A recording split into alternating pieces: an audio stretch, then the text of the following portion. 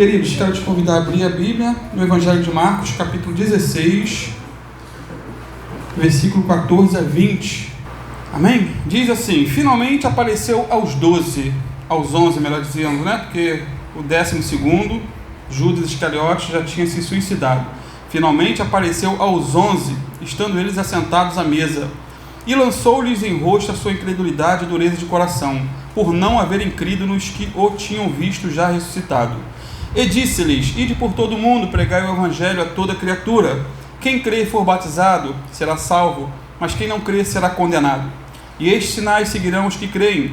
Em meu nome expulsarão demônios, falarão novas línguas, pegarão nas serpentes, e se beberem alguma coisa mortífera, não lhes fará dano algum. E porão as mãos sobre os enfermos e sararão.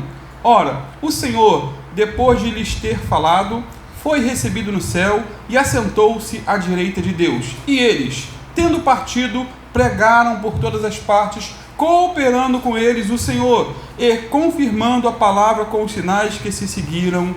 Amém. Estava brincando ainda cedo com os missionários lá em casa, né, de uma igreja que há 30 anos atrás ela era toda clara, né, bem iluminada, e agora pintou tudo de preto.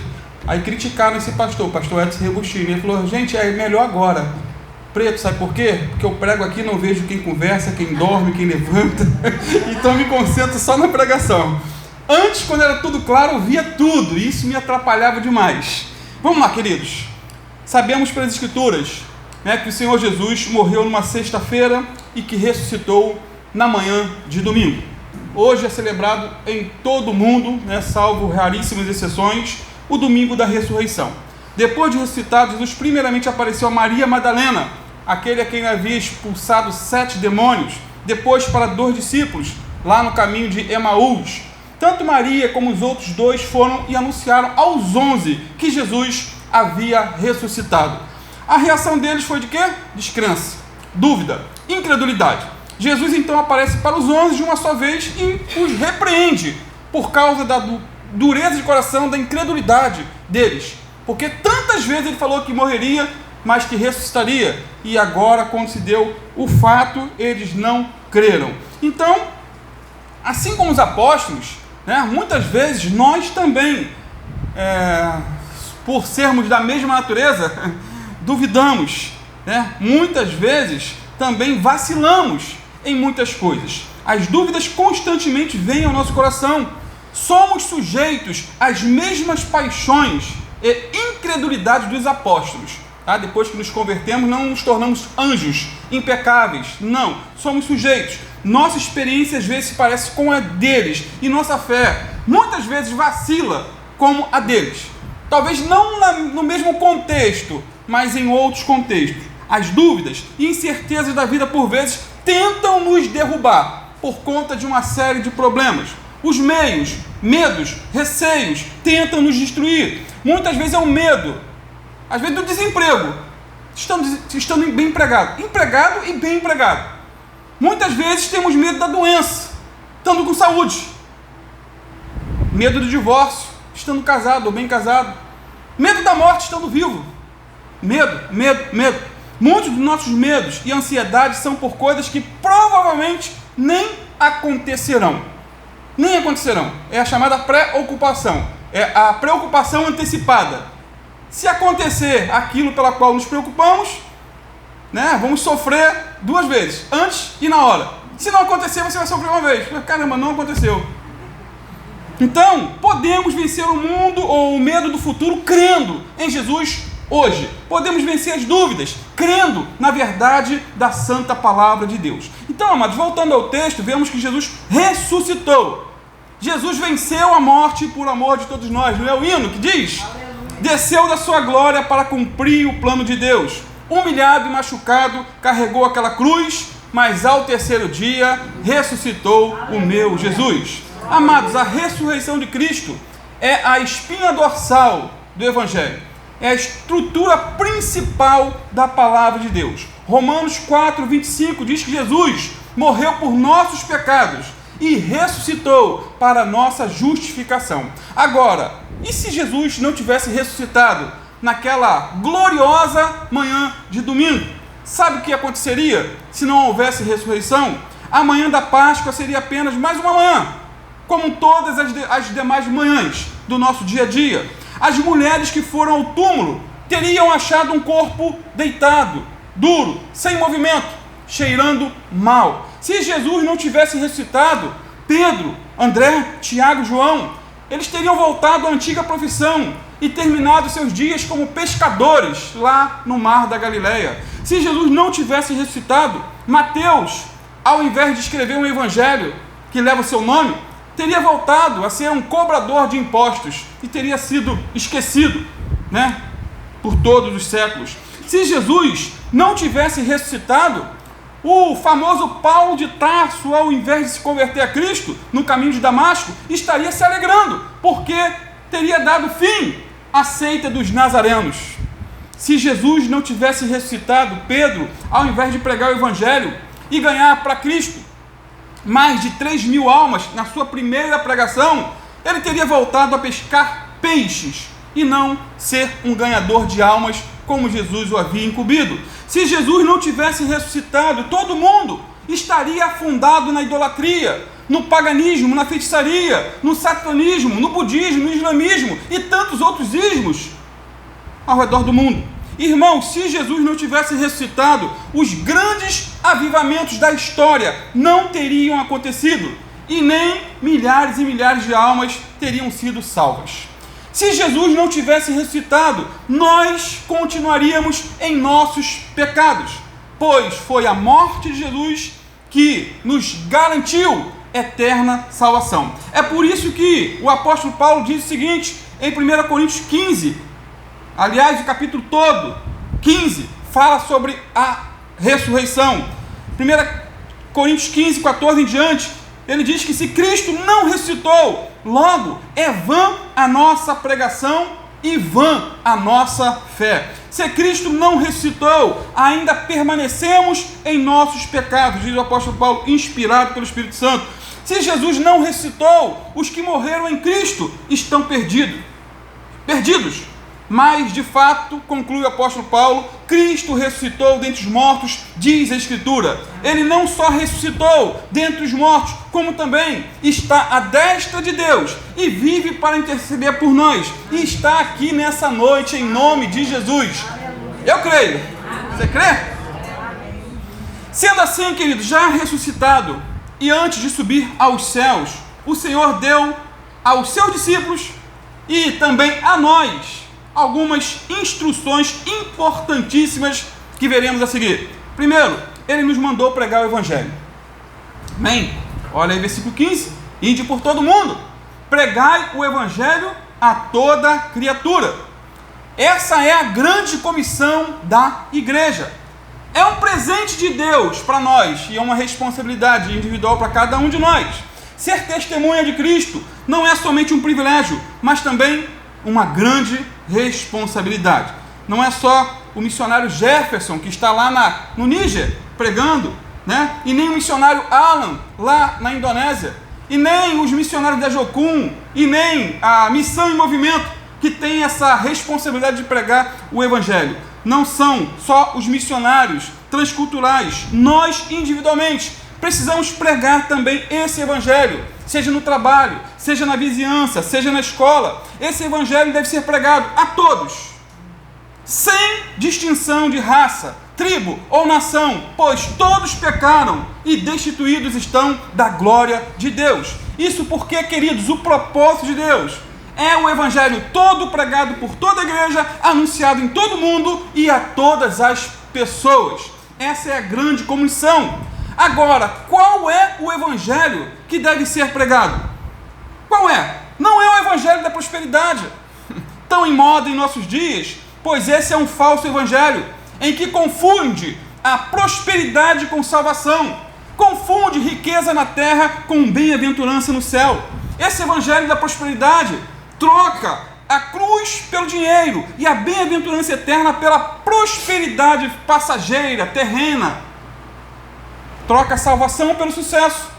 Esse evangelho substitui a promessa das mansões celestiais pelas mansões da terra. E muitas pessoas se engodam, gostam da Ibope, porque tem gente que gosta de ser enganado, gosta de ser ludibriado e acaba muitas vezes frustrado com tudo e com todos e no fim se fecha dentro de quatro paredes, dentro de casa, e não quer saber mais de pastor, de igreja, de nada.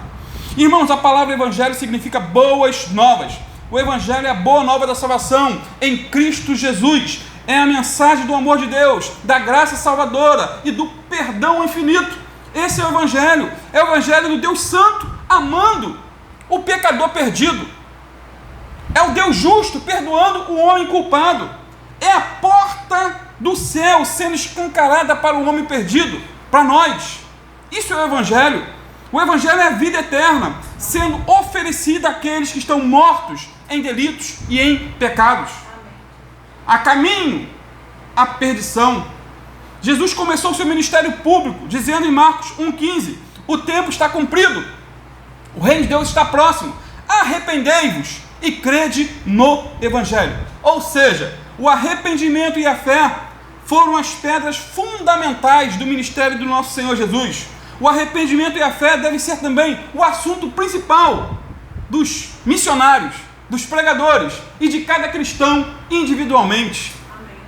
Quando Paulo pregou pela última vez aos anciões da igreja de Éfeso, ele declarou o seguinte lá em Atos 20, versículo 20 e 21. Como nada que útil seja, deixei de vos anunciar e ensinar publicamente pelas casas, testificando tanto a judeus como a gregos o arrependimento para com Deus e a fé em nosso Senhor Jesus Cristo. Então, arrependimento e fé são a essência do evangelho. Esse evangelho proclama que Deus amou o mundo de tal maneira que deu seu Filho unigênito, para que todo aquele que nele crê não pereça, mas tenha a vida eterna. Esse evangelho anuncia que em todo mundo o ser humano é o mesmo, pecaminoso, corrupto e alienado de Deus. Toda parte do mundo, em todos os lugares, seja na China, seja na África ou nos Estados Unidos, o homem é sem conhecimento, sem santidade, sem fé e sem amor. Portanto, todos carecem da glória de Deus. Todos precisam da purificação dos seus pecados por intermédio do sangue do Cordeiro. Todos precisam ser renovados e restaurados pelo Espírito Santo. Todos precisam ouvir o Evangelho de Cristo, crer, se arrepender, ser batizado e perseverar até o fim. Paulo não se envergonhava desse Evangelho. Não se envergonhava. Romanos 1,16 ele declarou: não me envergonho do Evangelho, porque é o poder de Deus para a salvação de todo aquele que crê. Então, se por um lado existem aqueles que são tentados a se envergonhar do Evangelho, e Paulo foi tentado, mas não se envergonhou, por outro lado existem outros que são a vergonha do Evangelho, e outros ainda, como Paulo, que não se envergonham do Evangelho. Aí eu te pergunto, a qual grupo você, nós pertencemos? Não nos envergonhamos? Somos a vergonha? Em segundo lugar, Jesus nos mandou o quê? Batizar os que creem, não é isso? Versículo aí 16, acompanhem com a Bíblia aberta. Quem crê, ou com o celular, né? Só Bíblia, celular, né, Diguinho? Versículo 16, quem crê e for batizado, será salvo, mas quem não crê será condenado. É tão clara a palavra, tão simples, tão direta. Essa é a promessa. Primeiro se crê, depois se batiza. Primeiro vem a fé, depois vem a água. Não é isso? É só ter um simples conhecimento de interpretação. Inverter os passos é cair no erro. É por isso que não batizamos bebês. Eles são destituídos de fé. Isso porque a fé vem antes do batismo. Por outro lado, não é o batismo nas águas que nos torna cristãos, né? Uma pessoa pode ser salva sem ser batizada, como o ladrão na cruz. Ele creu, não deu tempo para ser batizado, foi salvo. Mas ninguém é salvo se não crê verdadeiramente em Cristo como Senhor e Salvador. Queridos, a fé, ou a falta de fé genuína, e não a falta de batismo, é que nos condena.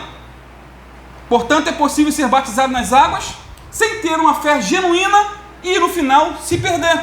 É possível.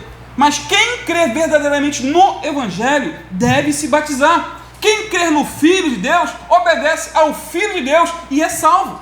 Jesus disse lá em João 3,36 o seguinte: quem crê no Filho tem a vida eterna. O que todavia se mantém rebelde contra o Filho não verá vida, mas sobre ele permanece o quê? A ira de Deus. Não queira a ira de Deus sobre a sua vida, sobre a sua cabeça. Queira a bênção, creia no Filho, se renda ao Filho, se converta a Jesus. Sendo assim, o batismo nas águas é para os salvos e não para ser salvo. Amém? Ficou claro? Porém, milhares de pessoas são batizadas sem crer na verdade e crer de verdade. Esse é o fato. São batizadas nas águas, mas muitas dessas que são batizadas nas águas não creem na inerrância das Escrituras Sagradas. Acham que a Bíblia é cheia de erro. São batizadas, mas não creem no julgamento final. Não creem no inferno. E às vezes nem creem em céu. São batizadas, mas não creem na segunda vinda de Cristo. Existem igrejas assim. Até batizam, mas por outro lado descreem em várias verdades da palavra. Muitas são batizadas, mas não creem que Jesus nasceu de uma virgem. Não creem que ele viveu sem pecado, morreu por nossos pecados e que ressuscitou para a nossa justificação. São batizadas nas águas, mas não são regeneradas pelo Espírito Santo de Deus. Se você deseja ser batizado nas águas, eu não sei a tua vida, né? Mas não crê nas verdades fundamentais das Escrituras, você vai simplesmente tomar um banho. Então creia primeiro na integralidade, na totalidade das Escrituras, para depois ser batizado. Infelizmente, milhares de pessoas são batizadas diariamente no mundo todo. No entanto, muitas delas não foram lavadas no sangue de Jesus, que nos purifica de todo o pecado. Eu quero fazer algumas perguntas, mas respondam para vocês mesmos. Vocês creem que Jesus é Deus feito homem? Vocês creem que a Bíblia é a palavra de Deus, de Gênesis a Apocalipse? Você crê que o salário do pecado é a morte, mas que o dom gratuito de Deus é a vida eterna em Cristo Jesus? Você crê que só Jesus é o caminho, a verdade e a vida, e que ninguém vai ao Pai senão por Ele? Você crê que sem santidade ninguém verá Deus e que só estando ligados a Jesus diariamente podemos ser santos? Você crê que o arrependimento deve ser diário, pois diariamente pecamos e precisamos de perdão? Se vocês creem nessas e em outras verdades bíblicas, estão no caminho certo. Quem crê e for batizado, diz a palavra, será salvo. Amados, o batismo é o início e não o fim da caminhada. É o início. É o ponto de partida e não a linha de chegada. Eu falo isso porque muitas e muitas pessoas já passaram por nosso ministério. Depois de batizadas, sumiram. Eu acho que elas entenderam. Agora sim, eu fui batizado, então agora posso levar minha vida. Deixar a vida levar porque já fui salvo. Não, é perseverar. É o início e não o fim. Você precisa perseverar até o fim. Quem crer e for batizado só será salvo se permanecer crendo e guardando as palavras de Jesus até o fim. Jesus disse: aquele que perseverar até o fim será o quê? Salvo. Até porque, depois do batismo, temos que perseverar na oração, na leitura da Bíblia, perseverar no jejum, nas contribuições, no estar juntos, no congregar, no evangelizar. Isso é fala de perseverança, de movimento, missão em movimento, né?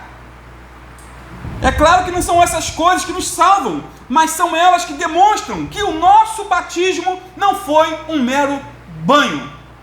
Só tomou banho, mergulhado numa piscina. Então, queridos, devemos perseverar em seguir ao Senhor, devemos perseverar em perdoar e pedir perdão, devemos perseverar em se arrepender de nossos pecados, perseverar em resistir ao pecado, ao diabo e ao mundo, perseverar na santidade e na prática do bem. Mas um detalhe: o batismo nas águas não é um selo de perfeição e muito menos um certificado de garantia que você nunca mais vai pecar. Pelo contrário, as tentações poderão aumentar depois do batismo. Coisas que você não experimentou antes, possivelmente experimentarão depois. Isso porque foi depois do batismo que Jesus foi levado ao deserto para ser tentado pelo diabo. Depois do batismo veio as maiores provas na vida do nosso Senhor. E depois de enfatizar o batismo, o Senhor Jesus faz um alerta dizendo: quem, porém, não crê, será o quê? Condenado. Amados, o Evangelho deve ser pregado a todos, mas não temos garantia de que todos vão crer. Não há garantia. A nossa missão é pregar o Evangelho genuíno, é pregar o arrependimento de pecados, é pregar sobre a morte e ressurreição de Cristo, é pregar sobre a ressurreição e a sua continuação, contínua intercessão à destra do Pai por nós. Essa é a nossa missão. É pregar que Jesus está voltando e que temos que voltar para Ele antes que Ele volte. Essa é a nossa missão. Todavia, quem não crer nessa mensagem, diz o Senhor Jesus, será condenado. Essa condenação não significa simplesmente a morte física, né? Não significa a perda do céu somente. Ser condenado, segundo a Bíblia, é ser separado de Deus por toda a eternidade. Ser condenado é ir para o inferno.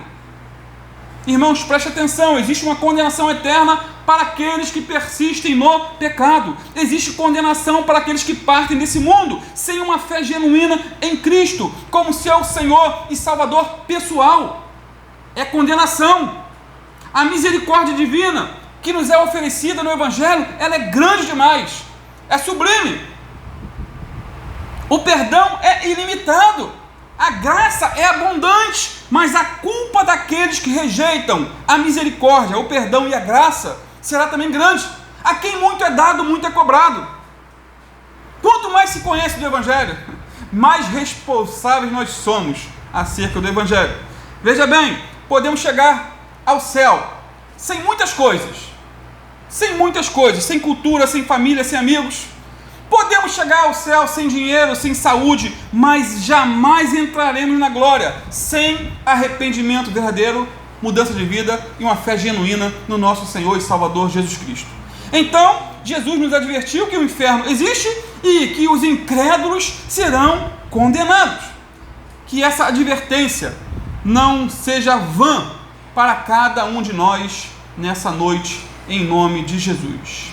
Em terceiro lugar, Jesus afirmou que os sinais seguiriam aos que creem. Não é isso que está aí no versículo 17 e 18? Vou ler novamente para fixar. E estes sinais seguirão os que creem. Em meu nome expulsarão demônios, falarão novas línguas, pegarão nas serpentes, se beberem alguma coisa mortífera, não lhes fará dano algum, e porão as mãos sobre os enfermos e sararão. Quem crê nessa palavra? Amém. Literalmente Jesus falou isso. Amém.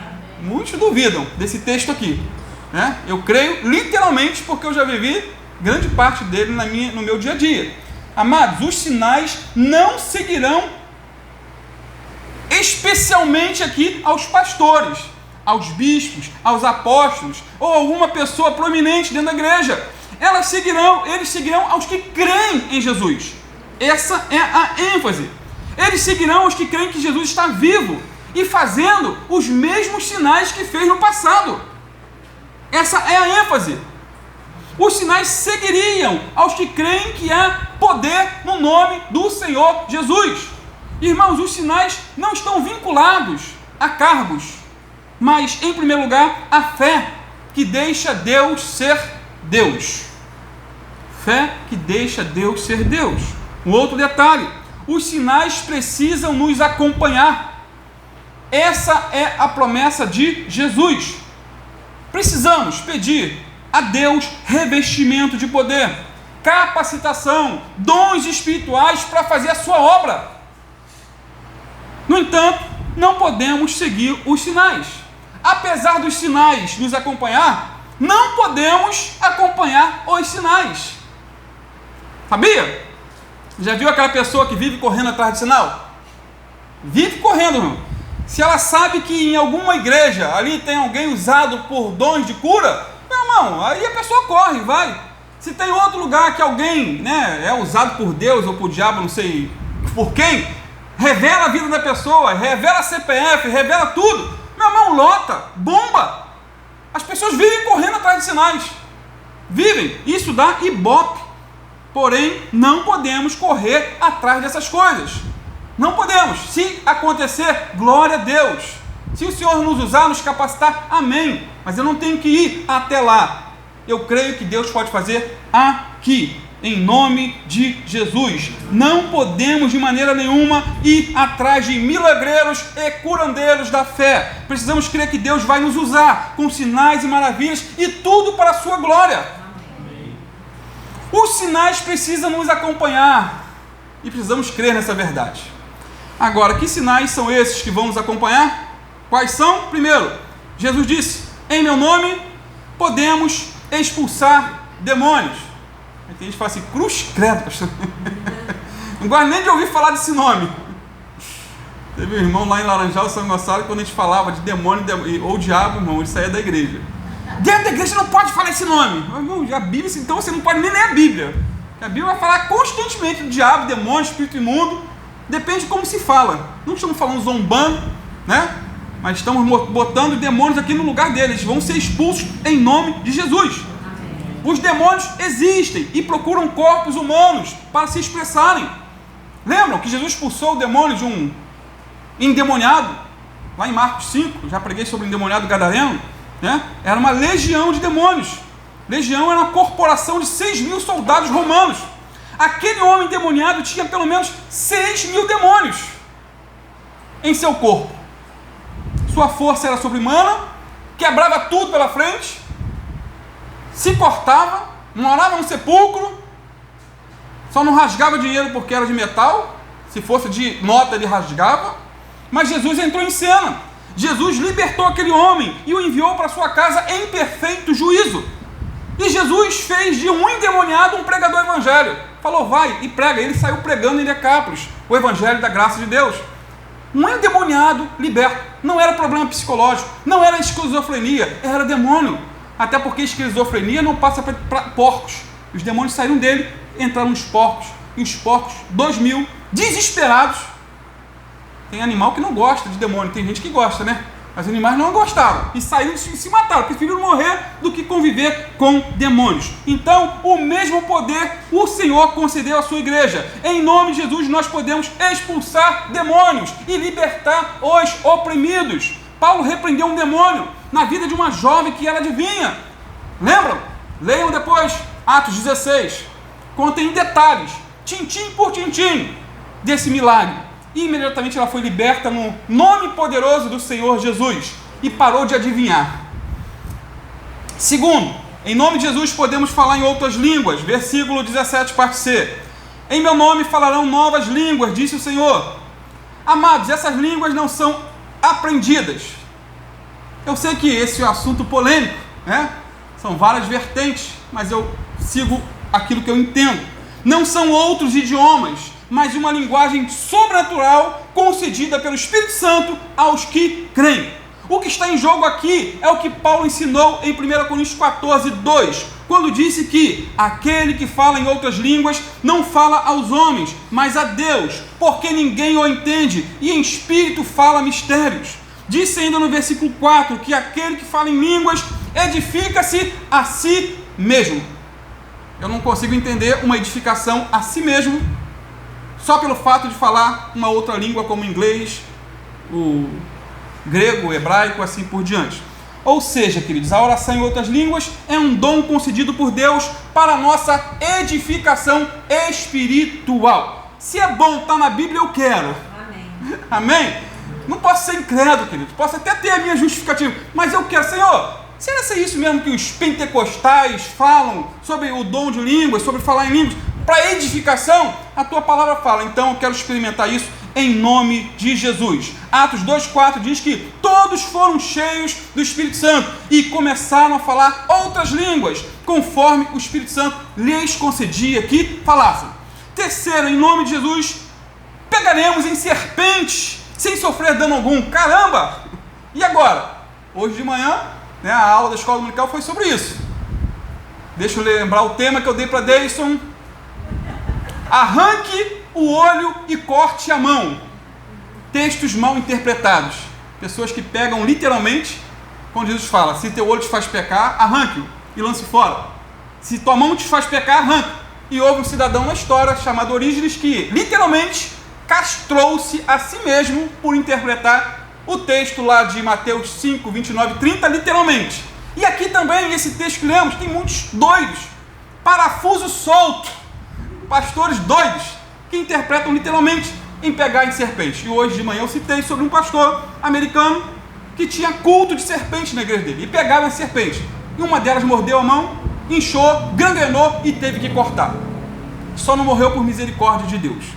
Em meu nome pegarão nas serpentes. Amados, o que Jesus está tratando aqui não é disposição da fé, não é tentar a Deus pegando literalmente em cobras para demonstrar quão grande e fortes somos na fé. Isso é loucura. E tem gente que interpreta assim, loucos da fé.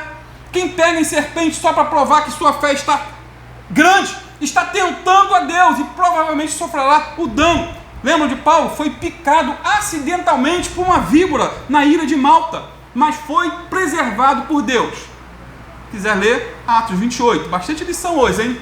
Atos 16, a Espírita, agora Atos 28, sobre Paulo na ilha de Malta.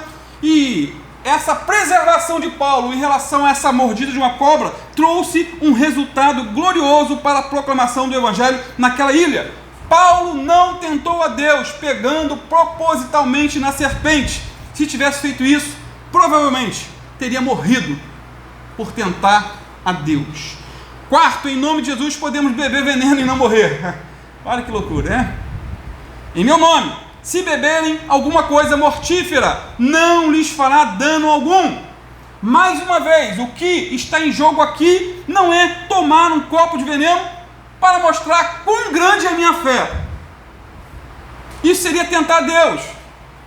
Amados, no Novo Testamento não menciona nenhum caso de ingestão de veneno, mas o historiador Eusébio registra que um certo Justus Barsabás, um cristão consagrado, ele foi forçado a beber veneno, dentro de um contexto de perseguição, mas pela graça de Deus não morreu, saiu ileso.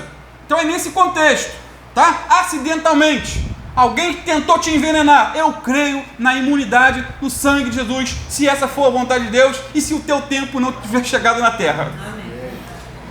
O Warren Wiersbe, ele diz que é insensatez tentar a Deus bebendo veneno, mas não é tolice confiar em Deus quando a obediência à sua vontade nos levar a situações perigosas. A presunção mata, mas a fé livra. Amém, queridos? Amém. Tentar a Deus é loucura, mas crer em Deus é vitória. Amém. Em quinto lugar, já estou concluindo, podemos impor as mãos sobre os enfermos e vê-los curados para a glória de Deus. Estou no texto, hein, gente? Não estou viajando na maionese, não. Em meu nome, porão as mãos sobre os enfermos e sararão. Eu creio na cura divina. Amém. Eu creio que Jesus é o mesmo ontem, hoje e eternamente. Amém. Mais uma vez, o poder está no nome de Jesus e não em nós. Não em nós, mas o poder no nome de Jesus. A parte que nos cabe é impor as mãos sobre os enfermos, em nome de Jesus, e crer na cura. A parte de Deus é curar os enfermos para a sua própria glória, no seu tempo e segundo a sua vontade. Porque não somos nós que determinamos o tempo. Não somos nós que determinamos a hora. Mesmo que o enfermo seja você, não sei a tua situação, coloque a mão em sua enfermidade e ore em nome de Jesus. Dê uma de doido. Repreenda. Amados, constantemente eu faço isso. E constantemente sou curado para a glória de Deus. Já disse inúmeras vezes que eu tinha vitiligo. E minha esposa é testemunha. E eu fui curado pela glória de Deus. Né? Meu corpo era para estar todo branco hoje. Apesar que Biana ontem viu aqui uma manchinha aqui. Ela falou, começa a orar, hein? Aí era luz? Ela falou que ela foi reflexo da luz. Ela ficou olhando assim pra mim, quando aquele olhar clínico dela de médica, né? Eu brinco com ela. É uma médica sem diploma, mas ela entende muito mesmo. Muito mesmo. Eu fiquei preocupado, vou começar a orar. Mas, pra glória de Deus, amados, eu fui curado. Não é uma fé exorbitante minha. É que eu creio que Jesus cura. Eu creio que Ele está vivo. Eu fui curado de uma sinusite crônica, que era algo terrível. Não vou nem falar o detalhe que aconteceu com o meu nariz, senão a gente não vai nem comer o que tem ali, né? Não vou falar nada não. Mas era insuportável. Fui curado para a glória de Deus. Eu tinha um ossinho aqui na mão, eu trabalhava na Oi, e quando eu tirava a escada do carro, que tinha o apoio da escada, não era uma dor insuportável, o ossinho ficava aqui, incomodando. E eu comecei a orar, repreender, botar a mão, Jesus me cura, Senhor, me cura, isso está me incomodando, me cura. Não, sumiu tem uns 3 ou 4 anos que nunca mais doeu o ossinho daqui, era alto, incomodava. Então a gente tem que exercer a nossa fé, crer. Não é para negar a enfermidade, dizer que pela fé eu estou curado, quando a pessoa está doente, tem gente que entra para esses extremos, mas é crer que o Jesus que nós cremos está vivo, continua operando, continua fazendo o que fez no passado. Jesus está vivo, ele ressuscitou, continua fazendo os mesmos milagres que fazia em tempos bíblicos. Irmãos, o evangelista Marcos, agora sim concluindo, ele conclui esse evangelho com 2 verdades gloriosas. Olha que interessante. A primeira verdade é que Jesus está à direita do Pai, intercedendo por nós. Não estamos sozinhos. Os irmãos da Missão em Movimento, quando voltarem, Jesus está com vocês. Amém. Eu não estou na minha força, seguindo o meu rumo, não. O Senhor está comigo, eu estou cumprindo a missão que Ele me deu. Amém. Versículo 19. Ora, o Senhor, depois de lhes ter falado, foi recebido no céu e assentou-se à destra de Deus. Amados, o que não faltam são intercessores na nossa vida. Temos pessoas que nos amam e que oram por nós. Eu louvo a Deus por irmãos e irmãs que oram por mim. Intercessores. Temos o Espírito Santo que intercede por nós, como diz Romanos 8,26, com gemidos inexprimíveis. E temos também um Filho de Deus que vive para interceder por nós junto ao Pai. Em Romanos 8,34, Paulo faz uma pergunta interessante: quem os condenará? Ele mesmo responde dizendo: pois é Cristo quem morreu, ou antes, quem ressuscitou dentre os mortos, o qual está à direita de Deus, e que também intercede por nós. Jesus está à direita do Pai, ele vive para interceder por nós, e mais, ele governa o universo, e um dia voltará para nos buscar. A segunda verdade é que Jesus não somente está no céu intercedendo por nós, mas também está aqui na terra, nos capacitando a fazer a sua obra. Amém. Olha o versículo 20 ainda. E eles, tendo partido, pregaram por todas as partes, cooperando com eles o Senhor e confirmando a palavra com sinais que se seguiam. Se o Senhor ressuscitou e cooperou com eles, continua cooperando conosco. Amém? Amém? O Jesus não mudou, os apóstolos morreram. Nós estamos vivos e Jesus continua vivo pelos séculos dos séculos. Jesus está lá em cima, mas também está aqui embaixo. Ele subiu aos céus para ser nosso intercessor, ao mesmo tempo que ele está aqui na terra para ser o nosso ajudador. Ele assentou-se à direita de Deus, como diz o versículo 19 aí, ao mesmo tempo que cooperou com os apóstolos, com sinais e maravilhas, no versículo 20. Aí você pergunta: pastor, isso é loucura, crente é tudo doido mesmo, né? Como Jesus pode, ao mesmo tempo, estar à destra de Deus, intercedendo por nós, e aqui na terra, cooperando conosco? Como que ele está lá e está cá? Crente é tudo doido, parafuso solto. Amados, um dos atributos da divindade é a onipresença. Só Deus está em todos os lugares ao mesmo tempo. Só Deus pode estar aqui, estar ali, estar lá. Só Deus pode estar aqui no Brasil conosco e lá no Japão com outros irmãos. Se estiverem orando, né, agora, 7 da manhã, 8 da manhã, está aqui e está lá. Lembra do que o Senhor Jesus disse? Eis que estou convosco todos os dias, até a consumação dos séculos. Todos os dias, está conosco. Para todo aquele que lê essa palavra, está conosco. Por fim, os discípulos partiram e pregaram por toda parte. O Senhor cooperou com eles, confirmando a palavra por meio de sinais. A pregação do Evangelho foi realizada com palavra e poder. A mensagem foi pregada aos ouvidos e também aos olhos. Esses cristãos revestidos com o poder do Espírito Santo, mesmo perseguidos, mesmo empobrecidos e despojados de poder político, poder militar, né? Eles levaram a bandeira do Evangelho, proclamaram com coragem a mensagem da ressurreição e conquistaram o mundo com o poder do Evangelho. E Deus quer nos usar também. A cada um de nós, individualmente. Creia, Jesus está vivo. Eu falei com Ele hoje. Amém?